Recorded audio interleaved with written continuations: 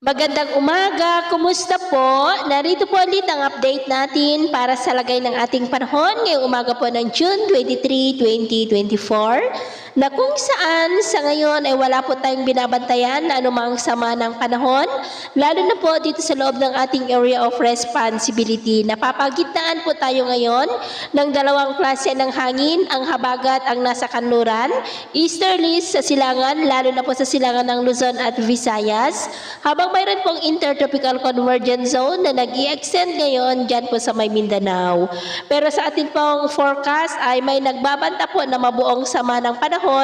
dyan po sa may Philippine Sea ngayong darating na weekend na banta dito sa northern at extreme northern part ng Luzon, at ang development nitong ating babantayan kung matutuloy po yan o hindi, at ang susunod na bagyo ay tatawagin po yan sa local name na Bagyong Botchoy. At sa lagay ng ating panahon, ngayong madaling araw po ay may mga isolated rain sa mga lugar na malapit sa dalampasigan ng Ilocos Region, Lingayen sa may Pangasinan, Metro Manila, ilang bahagi ng Quezon, Rizal, Bicol Region, Palawan, Panay Island, Negros, Cebu, Bohol, Leyte, Samar Provinces, Dinagat Island, Sulu Archipelago, Zamboanga Peninsula at ilang bahagi po ng Davao. At mamaya ay sisikat pa rin ang araw sa malaking bahagi ng bansa, mainit at maalinsangan, pero may tsansa pa rin ng maulap na kalangitan with isolated rain sa ilang bahagi po ng Cagayan, Palawan, Southern Quezon, Bicol Region, Panay Island, Bacolod, Cebu, Leyte,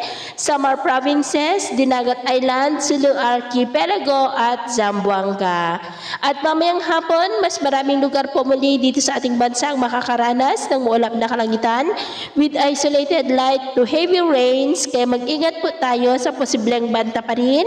ng mga pagbaha at pagguho ng lupa. At sa atin naman pong mga baybayin,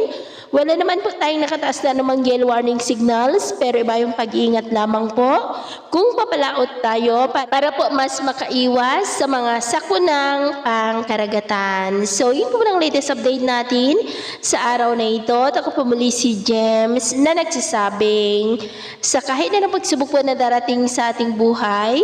huwag na huwag po tayong mawawalan ng pag-asa. Thank you and God bless!